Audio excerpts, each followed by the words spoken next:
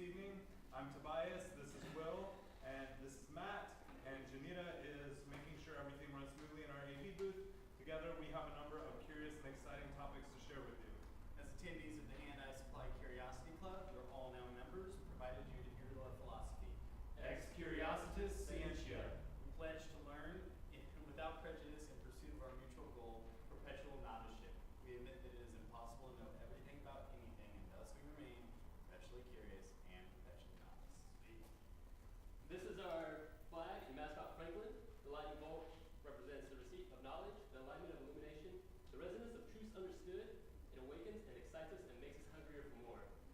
Curiosity Club is made merry by our fellow artisans at Fort George Brewery.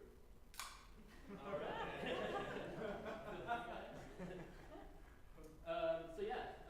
Thank you for coming again. Let's give a warm welcome to Portia Sabin, president of Kill Rockstars and host of the Future of What podcast.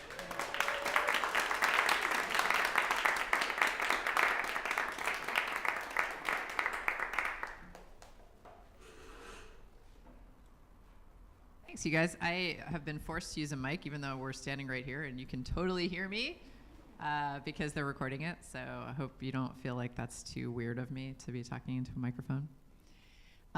Okay, this was on the screen before. Okay, I'll do it this thing. So I'm going to start out by telling you a little bit about myself if you don't know who I am. My name is Portia. Back in the day, I was an anthropologist, and I got my PhD at Columbia University in New York City. And while I was at Columbia University, I played drums in a band called the Hissy Fits, and we went on tour and made a couple records and did all that good indie label band sort of stuff. And when I got to a certain point and I left that band, I started a management company because I was interested in helping people. I mean, the small amount of knowledge that we had gained, I felt like we could help other artists with. So I started a management company, and then in 2006, I ended up taking over the legendary punk label Kill Rockstars, which had already been around for 15 years at that point. And since then, I've done a bunch of boards. I've been on a bunch of boards. And I started this podcast, Future of What, which some of you probably have heard, a few years ago. And that's been taking up a ton of my time. I had no idea that was going to be so labor intensive.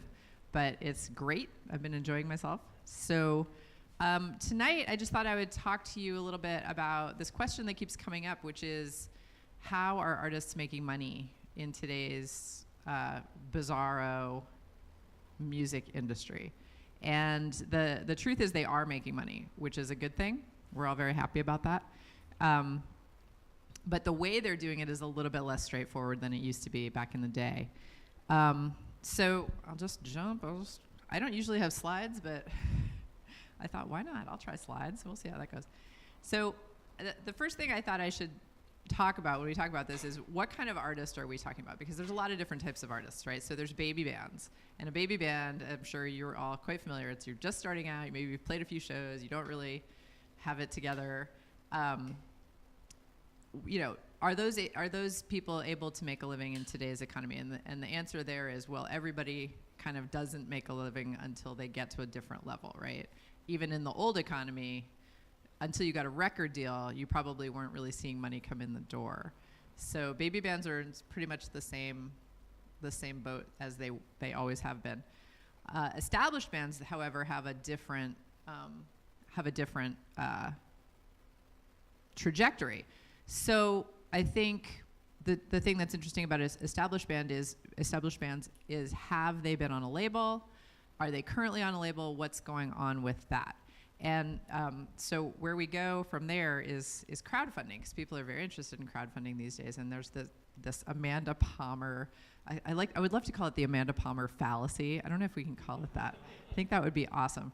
But truly, as I'm sure you all know, Amanda Palmer made headlines many years ago by doing a Kickstarter and making over $1 million.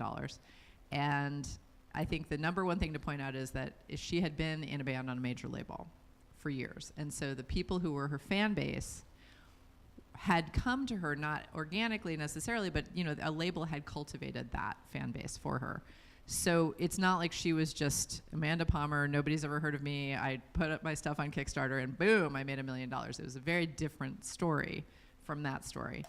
And I think that's an important thing to think about, because there are a lot of bands right now that are floating around that have had previous careers on labels who now are finding that they can make a living doing crowdfunding because they have an established fan base. So I think the biggest thing you have to ask yourself as a band right now is, do you have an established fan base? And if so, how can you make that work for yourself? So what about young bands and crowdfunding? I would say the two big lessons that we can take right now from 2017, from the marketplace in 2017 for bands, is young bands doing crowdfunding are probably going to find that their mom contributes and their friends contribute, but in terms of like greater outreach, they're not going to get that much luck unless they are super crazy creative. So I brought up this band Wolfpack. Do you guys know this band at all? Yeah, Wolfpack are a really interesting bunch of dudes, and I would say that the reason they're the most interesting is because they've tried a bunch of weird stuff. They have just gone out there and been like, let's try this, let's try that. And I don't know if they have trust funds and if they have like day jobs or something that's like providing a safety net. I'm not going to speculate. I'm just saying. I don't know. They're really adventurous and they're willing to do stuff.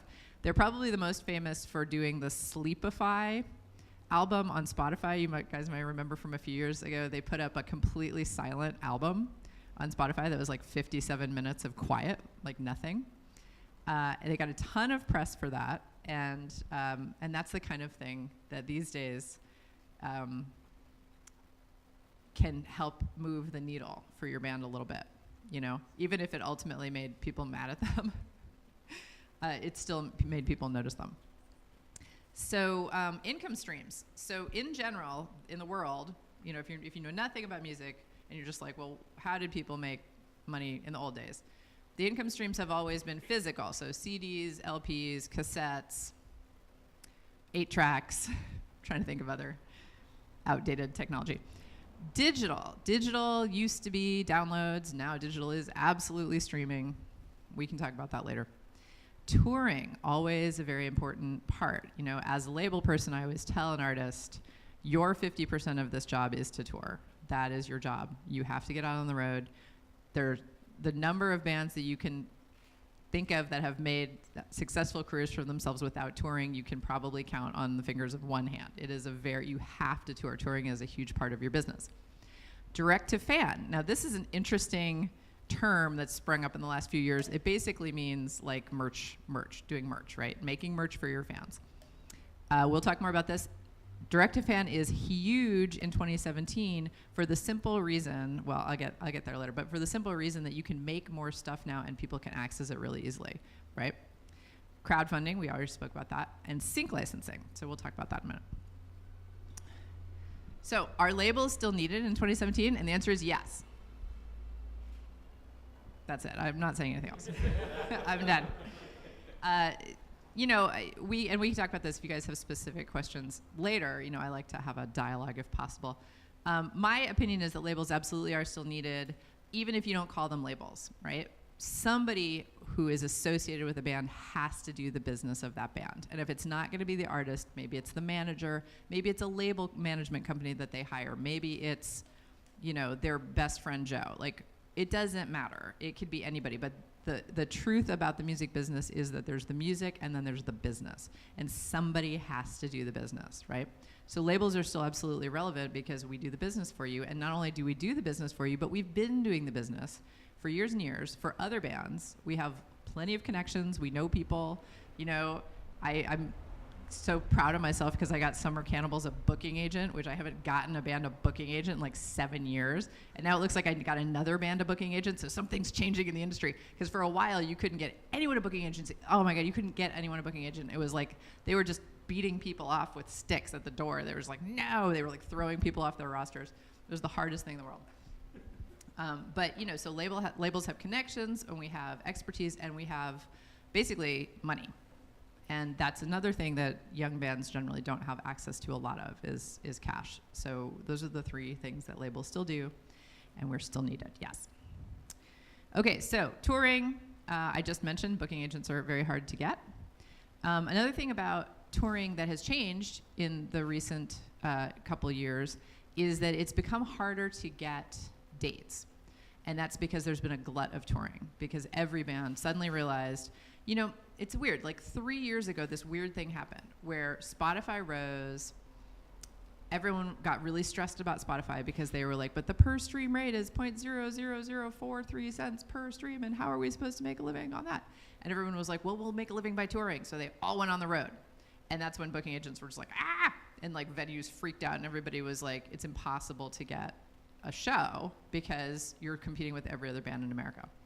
And people were also doing this thing where instead of going on, like, let's say you put your album out in May and then you go on a tour June, July, and then you go back out like in January. People were like trying to tour in May, June, July, and then September, October. Like they were trying to go out on these multiple tours in 1 year, and then they saturated the market and people became not so interested in buying tickets. Data. The data that we're getting in the back end of Spotify and various other places is helping people plan their tours better. So that's an update for 2017. And oh yeah, I already said so. Don't saturate the market. Tour wisely. People are learning that a little bit better now. They're not going crazy, booking 40 tours in 1 year. Okay, so direct-to-fan sales. So my big takeaway for 2017, which I keep talking about, is how we are now super serving the super fan. This is what we do. Back in the day, I wasn't in the music business I wasn't in the label business 20 years ago, but I was in the music business 20 years ago. And I think we all had the same thought, which is, my band is going to become, we're going to go on the road, people are going to find out about us, and then we're just going to grow exponentially, right? It's like we have 20 fans today, and then next week we'll have 200, and then after that we'll have 2,000, and, it'll just go, and it was sort of this sky's the limit idea. And the internet really fed that for like 20 minutes, right? We were like, I can be famous, everyone will know me, yay. You like drop your stuff, you drop your album into the internet and it plunks like a rock into the ocean and never to be seen again. And you're like, oh crap. So that was quickly changed, right? The internet changed everything really quickly. You suddenly discovered, oh, I'm just a tiny noise in this huge sea of noise. So what has sort of distilled in the last few years for 2017 is, I would say, this super serving, this super fan mentality, where we've discovered that you don't need 1 million fans. You're probably not going to get 1 million fans. You don't need 1 million fans. In fact, you don't even really need that many fans. You just need a sustainable number of fans who like what you're doing enough to be willing to pay for it. And then, so the last few years, we've seen, this increase in incredible packaging, right? Beautiful packaging, just deluxe editions of things, multi-record box sets, and just beautiful stuff, and people will buy it. And the thing is, if you make something that's fantastic that costs $200 and only 1,000 people buy it, you still made money. Like, that was good. So, it's weird. It's like everything went really macro for a while, and now everything's sort of collapsing to this more micro level. And we're seeing that with genres as well. And I feel like scenes. So it's like a city like Portland, I feel, is almost in and of itself more important right now than it was 5 years ago, because 5 years ago people still thought, I'm going to put my album on the internet and I'm going to be famous, right? And then now everyone's like, oh, well, I'm not going to, that didn't work. So instead, I'm going to, become best new band and Willamette Week or whatever. And there were, and I feel like that's happening all over the country. All these little towns are really stepping up and coming to the forefront. So finding your niche and working it is sort of what I'm telling everybody is hot right now and is the important thing to do. Figure out who likes your stuff and, give them what they want. We have a band on our label called Wimps with the skateboarding hot dog logo. And, you can sell skateboarding hot dog logo pins and glow in the dark underwear. People who love that. So, we have our little niche there and we're working it. The fun thing for me is that this really encourages creativity, and we've had so much fun in the last couple of years just making crazy stuff. Even if we're not going to sell very much of it, the example I always love to talk about is we went into comedy a couple of years ago and we did the comedian Kurt Browneller's record, and he has a joke about a double-headed dildo on the album, and so we made a double-headed glass dildo which you could get engraved personally to. And we sold it for like $150, and we didn't sell that many, but it was worth it. You know what I mean? It was like amazing, and it got press, and it was just really fun. So it's fun to do. It's fun to do these days.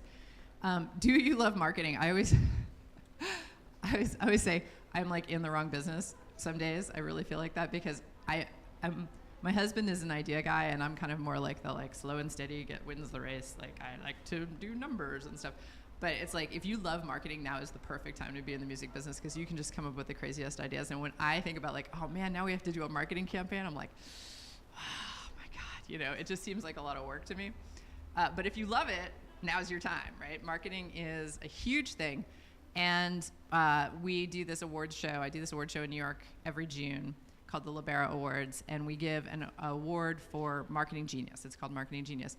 And you guys have no idea. Like the stuff that people have done is crazy. Like so many fascinating, goofy campaigns. I mean, we did one once with Marnie Stern where we did Win a Date with Marnie Stern. This was like 7 years ago, and we made it so that you could actually put in a real application to win a date with Marnie Stern, and then you actually did win a date.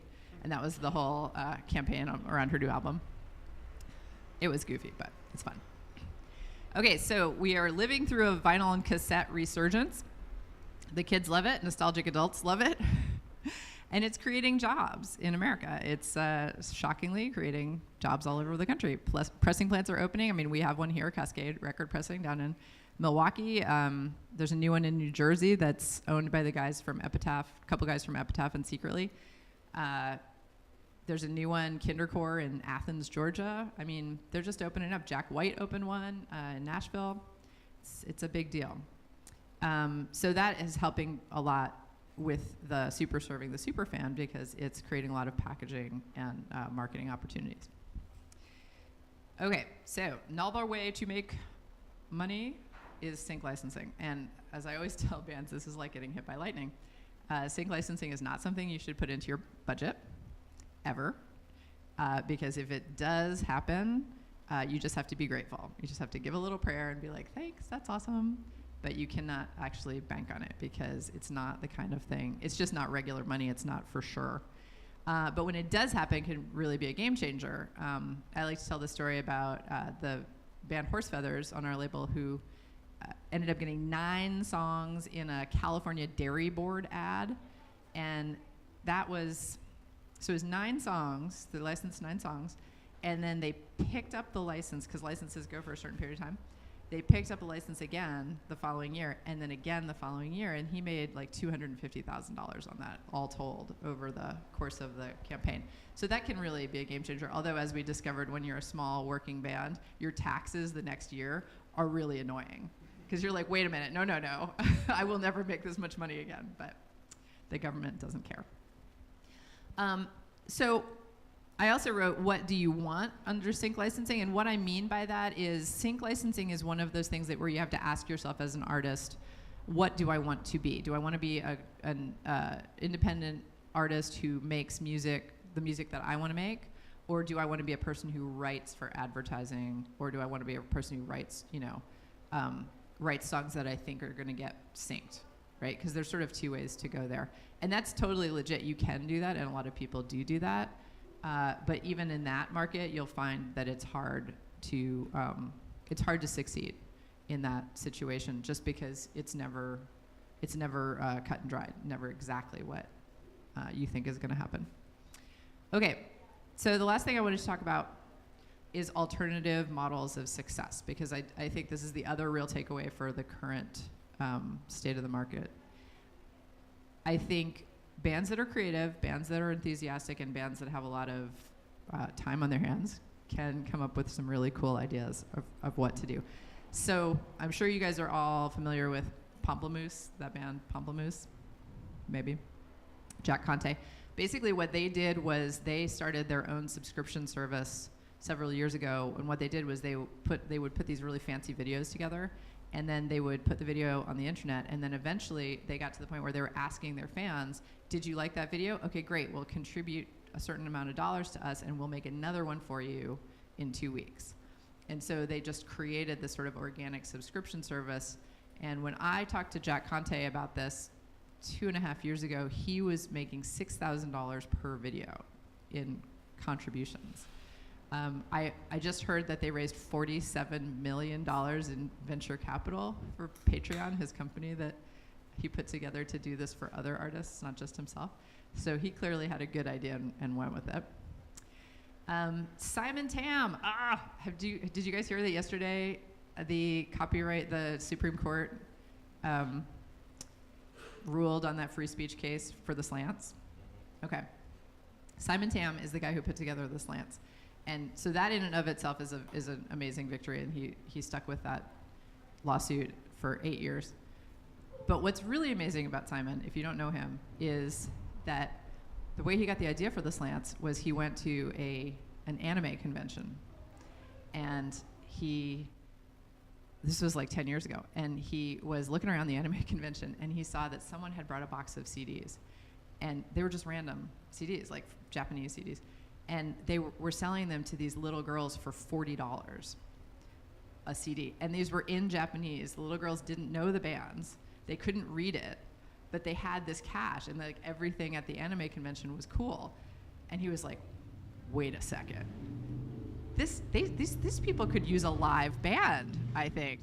So he called up the organizer of that convention, and he said, I have this band called The Slants. We're Asian American, and we'd like to play your next convention next year.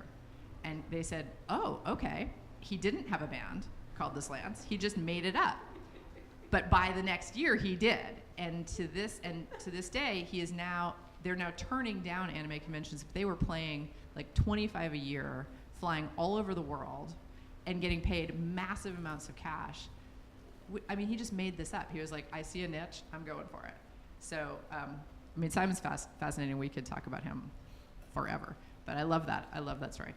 Wolfpack, we already talked about. Be a cover artist. Okay, this is another option, right? I have a friend who lives on the East Coast, and he's spent the last 10 years of his life, 15 years of his life being a cover artist. And the reason he does that is he's got a daughter, and he's got full custody. So he doesn't have the type of life that allows him to be in a band and be gone 3 or 4 months a year.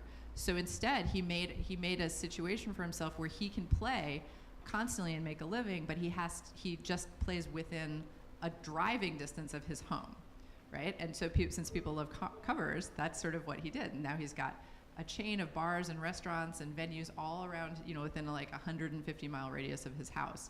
And he just goes around and he plays those all year long. And he makes a living. He's an actual musician. He doesn't have a day job. This is his job.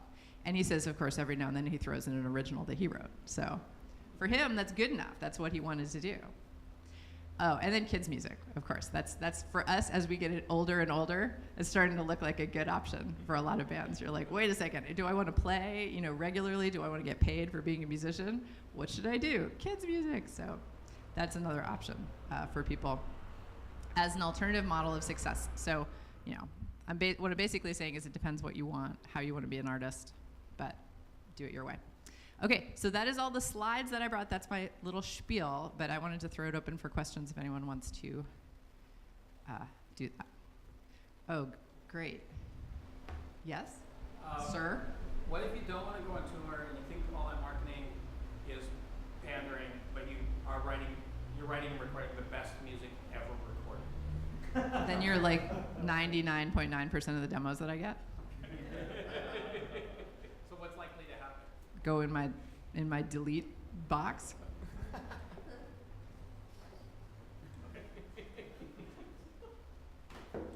Any other questions? Yeah. I don't know what sync licensing is. Oh, awesome. So sync licensing, thanks for asking. That's a good question. So sync licensing is when you license your music to movies, TV, advertising, anything like that. There's a whole industry around it. There are people who do it professionally. That's the term for that whole. Yes, exactly. It's called sync licensing. But, there's this other piece of it, which is people who actually write for those things specifically, right? Our end is always dealing with original musicians who write original music who are hoping that their original song will get synced in a movie or a TV. Right. But there's the other thing is like you're a jingle writer, you're a professional, songwriter who writes specifically. Exactly, right. And that's like a different job, but also legit. Any other questions? Come on, this is your big opportunity. Oh my God. Yes. You go first, Matt. No. Oh, no, sorry. No, you go first. I'm not in the industry at all. I'm just like an observer and a fan of music. And I look at labels like Rockstars and Bloodshot, who are my favorites. I love their stable artists. And I think that like for those size labels, it's really sort of a golden age that because you are able to make connections with artists and with other people that those artists serve, bands correctly, venues and those kinds of things that are this meaningful traction that doesn't happen on a much larger level, and that when you get big labels involved, they have to get certain internal rates of return, and like this artist isn't producing, and these relationships aren't happening. And right now, we bemoan the fact that physical and product industry is kind of on the going by the wayside, with the exception of vinyl. But that for this mid-tier level of artists, there's this relationship, based business that seems to be thriving. Is that accurate? Yeah, absolutely. I mean, I think it's harder than ever. I would call that the career artist, or like the working class artist, like a middle class of artists, and that's who record labels like Bloodshot or my label or many labels deal with mostly, is people who are not having to have a day job, but able to make a living being musicians, but not a great living. Not like they're not living in mansions. This is not a multiple car situation, right? So yeah, it is it's a good time for that. I think I tend to think the 90s were a better time for that because there was still income from physical. And physical, just so you guys get a sense of it, back in the day, when you sold a CD for however much, you're basically talking about $7 profit, right, per CD. And so if you have a 50-50 profit share deal like my label, that's $3.50 to the artist. So every single album they sell, they're making $3.50. Nowadays, you get 0.00043 cents per stream. Now you may get 1 million streams, but that doesn't add up quite the same way. Is it, like I work in a lot of other areas of business, and like you hear the 80-20 principle thrown around. Is that something that's accurate to your industry? Can you say that 80% of the revenue comes from 20% of families? Comes from 20% of families. 80 revenue from 20%. Absolutely. Yeah, I think that's absolutely true. I have another rule, which is the 90-10 rule, which is that 90% of people in America don't actually like music. So really, we've only got 10% of the population to work with on any given day. So, yeah. So you talk about you were asked a question about bands that make the best music ever, but they don't tour, they don't promote themselves, and they get deleted. Are there any bands that you haven't deleted ever, and that you feel like you can talk about, where you're like, God, why don't they just promote themselves? I love this music. Yeah, and that's also. Small-time ones? It is. There are bands like that, right? And the nice part about running an independent label is that you do have that discretion. You can put out a labor of love, right? You can just be like, nobody's gonna like this except me and 4 other people, but it's worth it to me that I want this album to exist in the world, right? That I think was easier. That's easier if you have a larger income, right? The larger income you have, the better you can be like, okay, well here's 10 grand that I'm just gonna completely throw away on this band that no one's gonna buy, but I love it and it makes me happy. The problem with the market today is that we have less and less discretionary income. So because it still costs the same to put a record out whether or not you sell 1 copy or 1,000 copies. So you have to really be prepared to lose some cash if you're gonna go that route. And I've done it. I've done it. But I've also done it, the reason I can't talk about it as much is because I've done it on bands that promised they were gonna tour or promised they were gonna work hard and then didn't. So then that just made me really mad. Can you talk a little bit about what a label, especially the sort of independent labels, do as the business model? Labels came into existence originally around the idea of distribution, primarily, right? About producing that physical product. And if that's not now sort of the main income stream that bands need, so are you, there's a bunch of services that bands need, promotion and distribution to a certain extent, and PR and what else? Booking, but that's not really something the label does. So what role do you provide to a band in terms of providing all those services, and what's the option for bands that are just like, we're just gonna sort of subcontract those services as opposed to going to a label? That's all possible, and a band can totally do that. You can sort of subcontract, and you can hire a publicist on your own, and a booking agent, and a this, that, and the other thing, and marketing person. You can do that.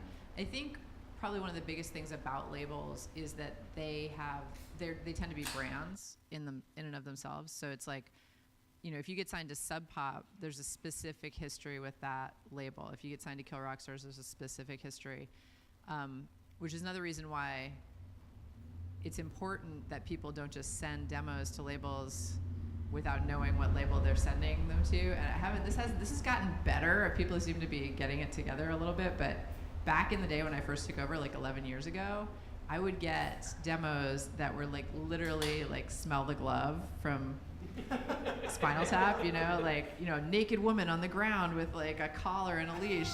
I'm like, do you know what label you're sending this to? Like, we're like the biggest feminist label on the planet. Like, and it'd be 5 dudes all in black, and they'd be like, ah. I'd be like, what is happening? Like, you guys, you just sent this. This was a mass email, So to some extent, you're getting that, right? You're getting our brand. You're getting our fan base, which is, something I've definitely come to after 11 years of running Kill Rockstars. I'm here to tell you, if there's not a woman in your band, I can't sell your band. That is the bottom line. And I have to tell people that all the time. Like, bands of 5 dudes do nothing on Kill Rockstars. It's just not our wheelhouse. That's not where our fans are interested.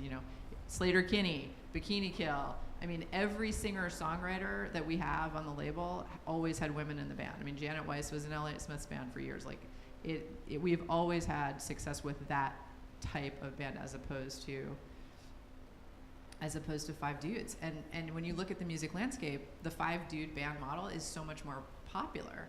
So there are days where I'm like, man, I wish I ran Jag Jaguar or one of those secretly labels, because I could just put out these dudes who are showing up, and that would be great because people would buy it, but they won't buy it on Kill Rockstars. So that's something you have to think about. And like I said, we're bringing them a lot of expertise, right? So a young band, especially that goes to a label, is going to get supported in a way that they wouldn't if they were subcontracting all those services themselves, because it's always different when someone's put their money behind you as opposed to you paying for something, right? It's like your publicist is always going to, it's like Donald Trump, right? It's like, you're so wonderful. We think you're fantastic because you pay us, right? But we're actually supporting the artist, so it's a different relationship. Would you actually pay for the publicist? We pay for everything. The label pays for everything. Okay. Yeah, that's how it works. And then that's the deal. So on the front end, we pay for everything, and on the back end, we split everything 50-50. Now, that's not a typical label deal. Major labels don't do it that way, in case you can't guess. It's not how that works. And, what's your opinion on the future of the CD format? Because I think, to me, it's still the most convenient physical, digital thing that you can give to somebody, you get a download card. That takes work to get the songs on your computer. right. Like if somebody gave me a CD to show, I'd be more likely to stick it in the car and listen to it on my way home. And I say that because I play in a band with these guys, and they're like, "We're just putting out cassettes." I'm like, somebody to show wants to hear our songs. I don't have anything to give them. And this is like on a small scale label. This is not. Yeah. Just in general. CDs are staying around. They are. Yeah, they don't like them because it's like, it's like shunned or something. It's like, yeah, it's like, dude, it's still convenient. Exactly. I mean, I just talked on the podcast to somebody. I think it was Jim at BuzzAngle, who does a lot of aggregation of data, and they were saying that CDs are still completely relevant in the marketplace because so many people have CD players in their cars. And if you just have a CD player in your car, that's going to be your easiest way. And not everybody has digital or radio or streaming in their car yet. So it's just the easiest way to do it still. Now, I don't know if that means that like someday in the future it's going to be diminishing, and then eventually like when we all have cars that drive for us and talk to us and stuff, then we won't need CDs, and maybe that's the case. But right now, I would say, I mean, we still make CDs for our distributor because our distributor is like, we need to have some CDs in the store. So we're like, okay, maybe we make less now than we used to, but we do. We still make them. Yeah, what is the percentage of your sales of CDs relative to like vinyl? Completely depends on the band. That's an interesting thing. I mean, probably only to me, but like I'm fascinated by what artists do what percentages. So like an artist like Elliott Smith, for example, legacy artist, 70 to 80% physical, only like 20% digital. And he sells like crazy on digital, but we still sell so much more physical. And I think that's because people want to, when you have an artist who's deceased and beloved, they want to hold something. They want to have an artifact of the artist. Other artists are like 50 to 70% digital, you know? We don't do physical for them at all. So it changes, it completely changes from band to band. So what percentage of the physical is CDs? Well, it depends. There are some bands that we don't do vinyl for at all, but the vinyl percentage has risen considerably. So it's you still know, like kind of primary physical. it is still the primary physical artifact for sure. Yeah. There are bands that don't do vinyl. Very few, but there are some. Yeah. I mean, we mostly do. But you see, like, well, when we went into comedy, we found out nobody wants to buy comedy on vinyl, but all comedians want to own vinyl of their comedy. So that was a bummer to discover when we pressed 500 and only one person wanted it. Like, that was sad. So that sucks. But we figured that one out. So yeah, comedy still sells on CD. Who knew? Who's going? So like over the last, I don't know, like 20 years or something, the online marketplace and like streaming and downloading, you know, you always heard this thing. It's like it's killing the record industry, it's killing whatever. So I guess I kind of want. It would be nice to hear from you. Like, has the money gone out? Has there been money that's gone out of it, or has it redistributed? Because I've always looked at like smaller labels and been like, oh, they're actually look like they're like creating a marketplace that they never could before. But it's all just like, I don't actually know if that's true. And like, what's the ratio? Like, are the, you know, is like Columbia Records like just losing money, or like what? I don't know. I don't like, what is the marketplace like? And like a mid-sized label like you, like what has that like streaming and all of that like, giant change in the last 20 years kind of done for like a label like you? Sorry, Well, that's a really no. good question. No, it's a good question. Yeah, the physical crash really was bad for everybody. And really, it was the sea change of technology, you know, because basically what happened is we gained digital technology. And I think that's probably going to be growing pains in any industry where something like that happens. It's such an overnight crazy change.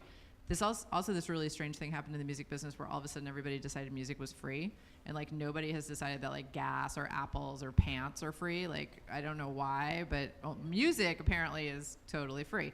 So we had to deal with that at the exact same time as people were suddenly, you know, no longer able to sell a CD for $18.95.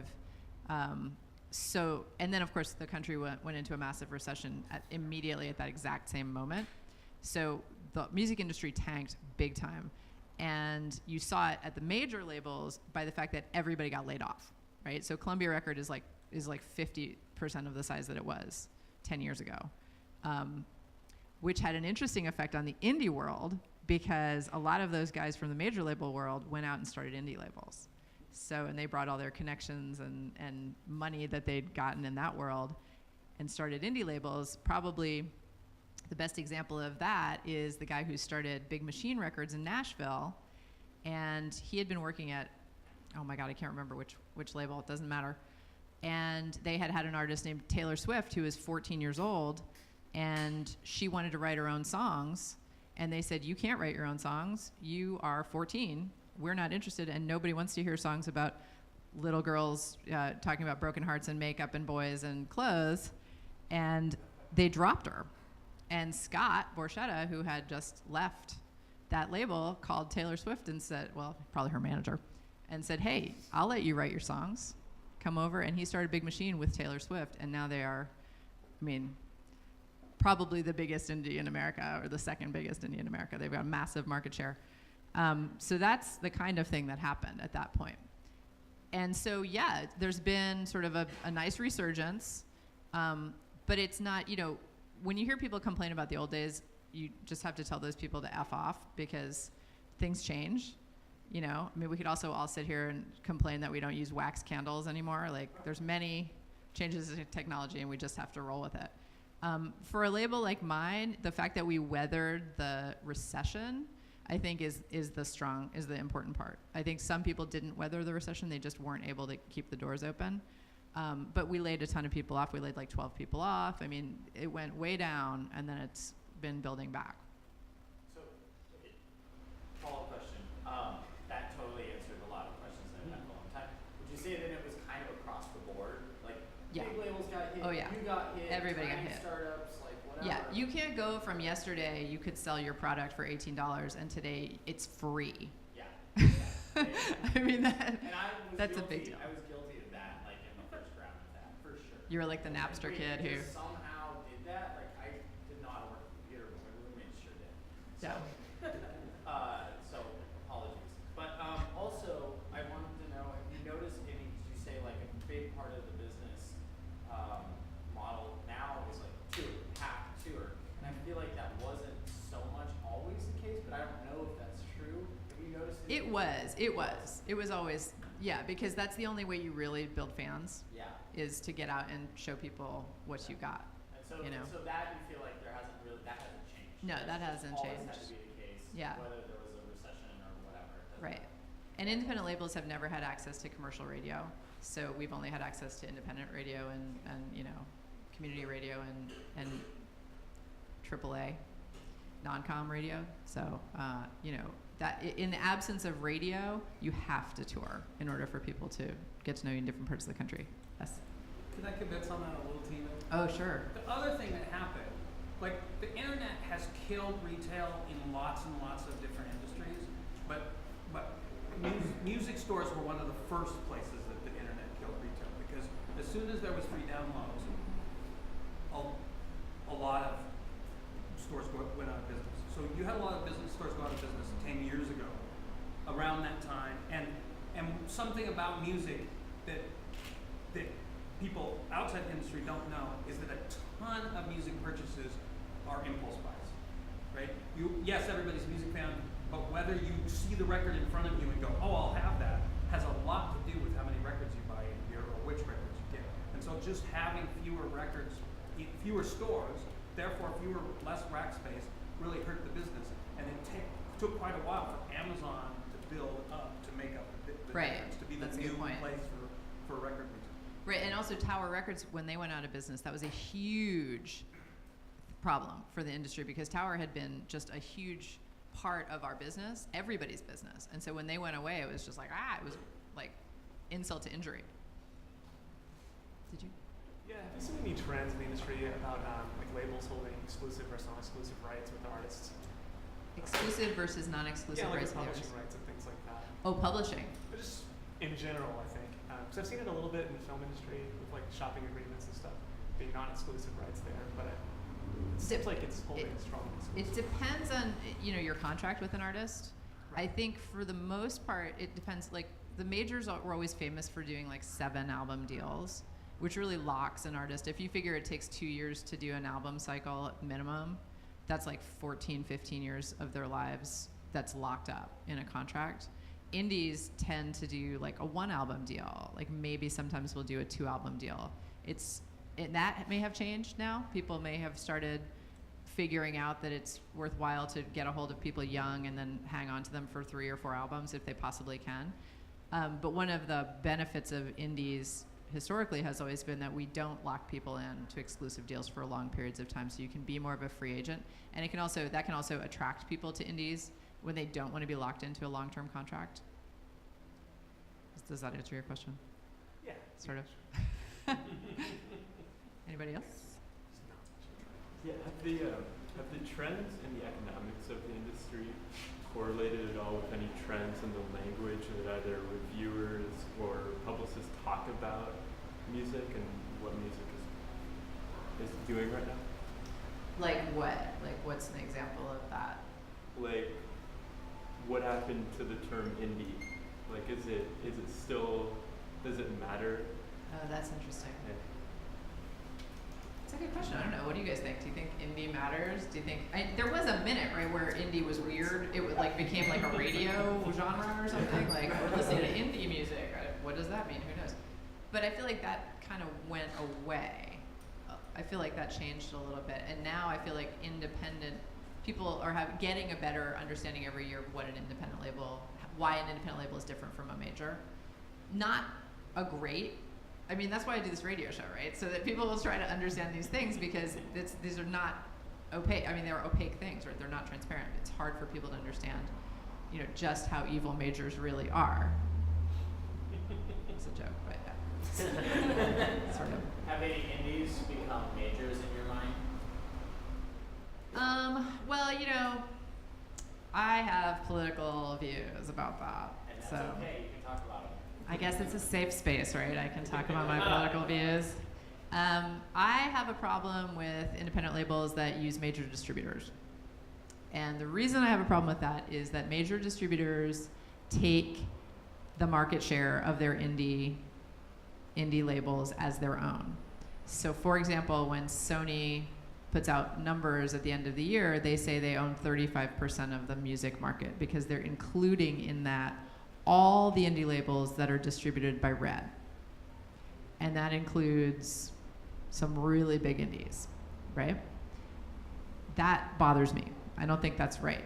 So I think independent labels should be with independent distributors because I believe if you're independent, you should really be independent. You should put your money where your mouth is and take a chance with the indies as opposed to you being like, oh, I'm an independent label, but Universal is my distributor.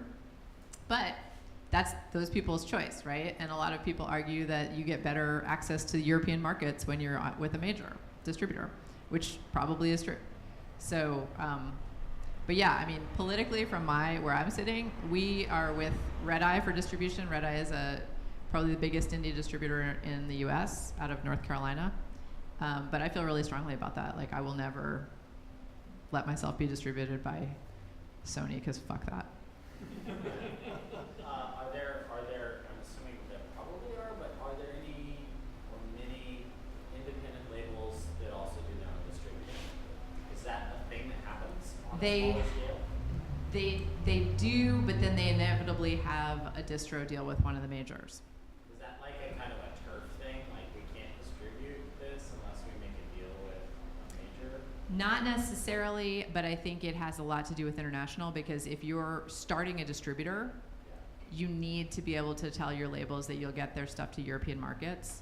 And until very, very recently, it was just really tough because the thing about Universal majors is that they're actually domiciled in the different territories in Europe. And Europe is not a monolith, as I'm sure you guys all know well, right? And so the people in France are extremely different from the people in Germany and the people in Switzerland. And they're very, so you actually have to sell into each of those markets separately. So to have a distributor who's domiciled there, who's actually got a headquarters there, is going to be really strong. Whereas it's like, it's me, Kill Rockstars, and I'm like, hi, I want to sell into Sweden. And so like one dude in Sweden's like, awesome, I've got a record store. Like, here it is. There's the record. Yay, now I'm selling in Sweden, right? Like, it's very different. That's different than saying, okay, I am going through Universal. Universal is getting my stuff into every store in Sweden. You know what I'm saying? It's a different ballgame.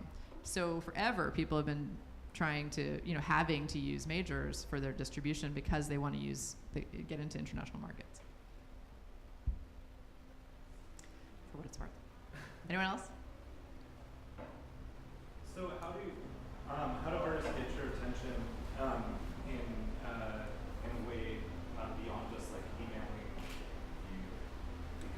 seems like it just gives so many artists so much access to record labels all one time. We were discussing this before we talked about it. You just get like a lot of emails. And how do artists get your attention? I think the best way to get my attention is to go out and do the job of being a band and do it so well that everybody notices. And then we're like, oh crap, that train is moving. I want to get on that train, right? That's what I would say. Because it's, I can't tell you how many hilarious emails I've gotten that we print out and put on the refrigerator in the office that say stuff like, I've written the greatest song in the world, and if you partner with me, I'm going to make you rich. And you look at the song, and like not only did they write one song, but they only wrote one song. Like that's it. That's the song. And you're like, wow, thank you. That's fantastic. You definitely have a big career coming, like with your one song that you wrote. Like, it's crazy. I mean, people have very strange ideas of how this thing works. So it's like, my advice is start your own record label, write and record a song. Write and record an album, put out the album on your own record label, go out and tour, do it again. And then when press people are just like freaking out and people are talking everywhere about how great your shows are live and you've made it absolutely abundantly clear that you do not need me, then I'm going to be like, hi, hello, can I come along and help you by giving you some money?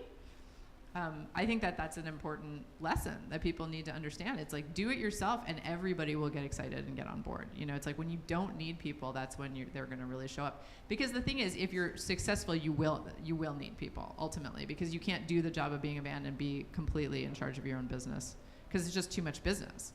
The more the busier you are, the more business that there is.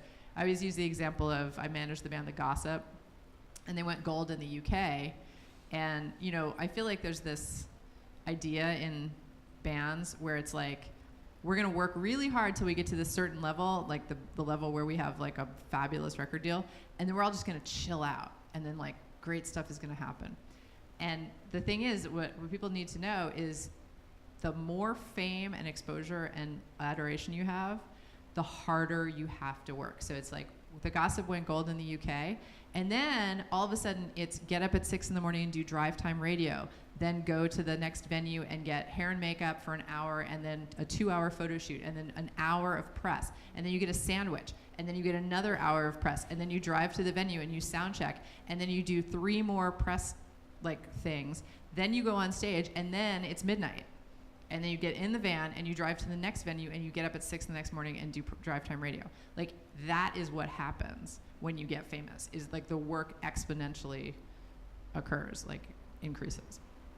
When you get on that level, is it like a manager that's kind of like booking the press and booking all these things for you? Or is it just like, are they more coming to you and saying like, hey, can we do this? Can we like get you to do like a radio interview?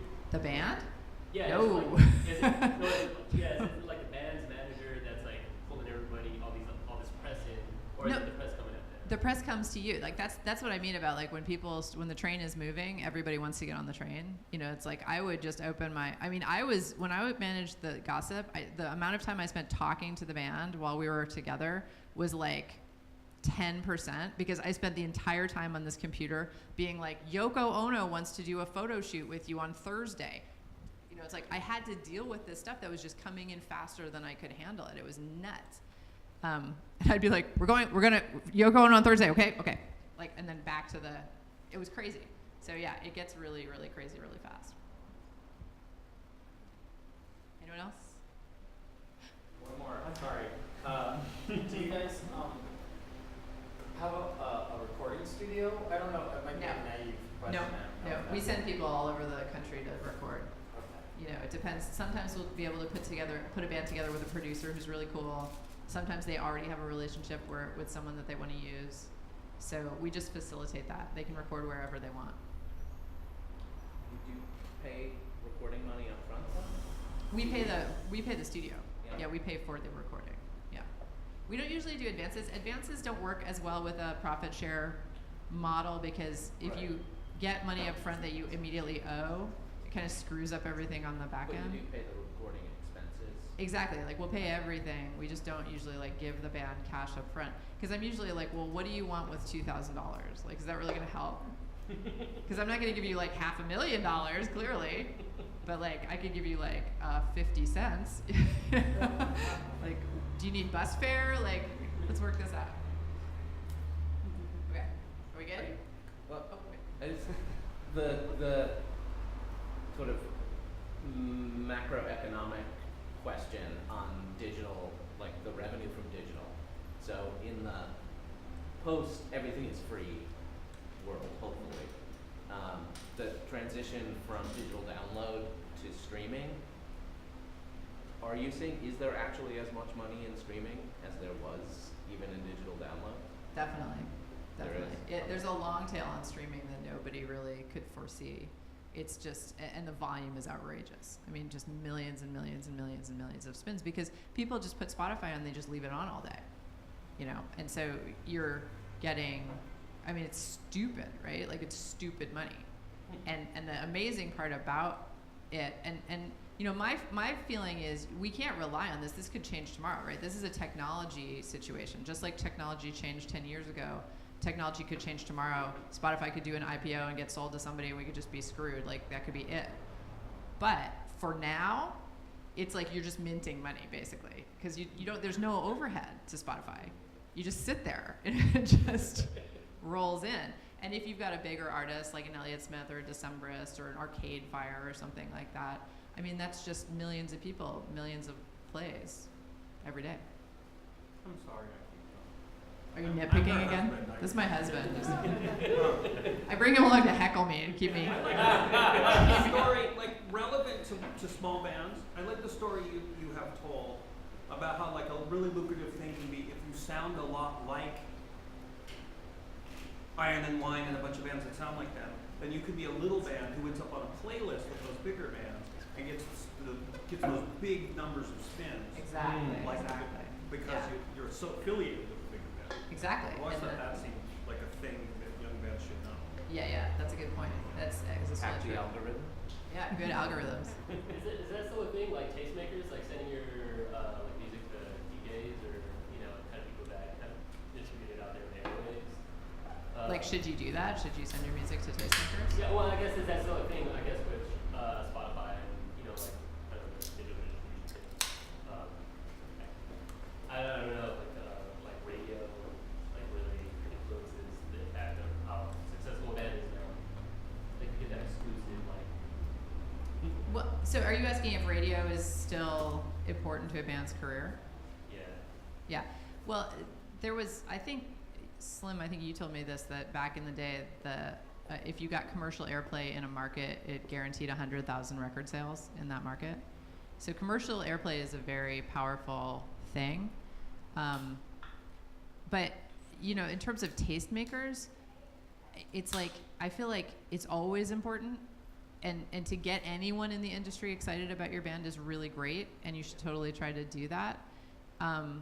But the way you should do it is by being a really good band and doing all the stuff that bands do, as opposed to sitting at home and sending things to people and being like, if I were on the road, would you come see me? You know, it's like, you have to actually be doing the job. Like, I say that all the time, like, you have to do the job. Because the thing is, half the time with a label, when you have a label, and I said the thing about, you know, I've been horribly disappointed by people who said they were gonna do all these things and then didn't after I signed them and spent a bunch of money on them.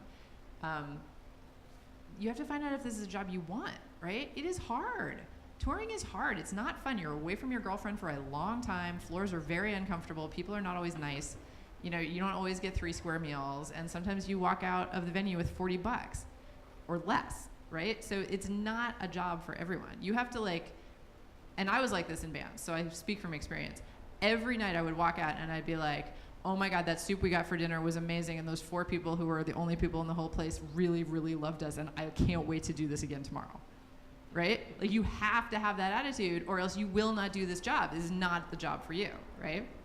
The only person I've ever heard of in my life who succeeded without liking touring is Colin Malloy of the Decemberists, and the only reason is because they were touring in a bus on their second tour.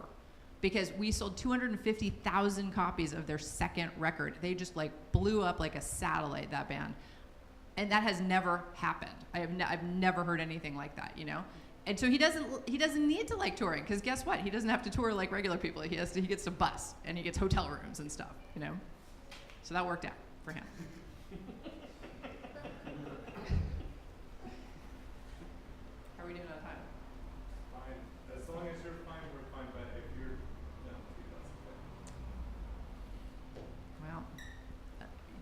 else? Oh, hey. One more.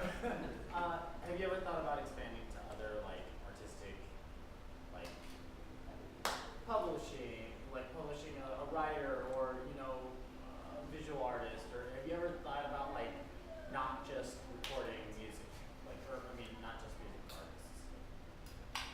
We have a few things on the label. We had a book. We had a couple DVDs. We've done some other stuff. I did expand into comedy, which I think was a good move, except for the vinyl part. But yeah, comedy was really good. That was really fun, and we're still doing. We have another record coming later this year, comedy record. So that's a lot of fun. In terms of other stuff, I think I don't have the expertise, like books and things. Like we're just not in the same business. Like that's a legit business of its own. And then in terms of the areas that other labels expand into successfully, they start publishing companies. I'm not interested in that. It makes me really tired to think about publishing. And also, I have a little bit of a moral objection to taking part of artists' publishing. I really think that they should own their own publishing and just make all that money themselves. Distribution, which is a massive undertaking. Like, we could start a distribution wing, but I would have to hire 40 more people, and it would just be massive. I feel tired when I think about that. It's not what I want to do. I know, like a sync licensing company, we could do that. We sort of did that. We sort of did start a sync licensing company, but the woman who did our sync started her own company called Terror Bird, which is now a very good bi-coastal licensing company. So yeah, I don't know that I'm super ambitious in terms of expanding. I feel like I've got enough work with what I do.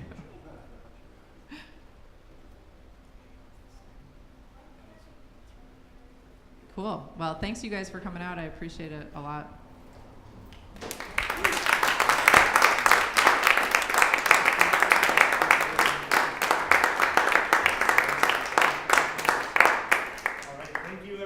Coming out, we return on July 18th with Ian Williams, speakerhead and owner of Dead Stock Coffee, with his talk, Building Community in Portland.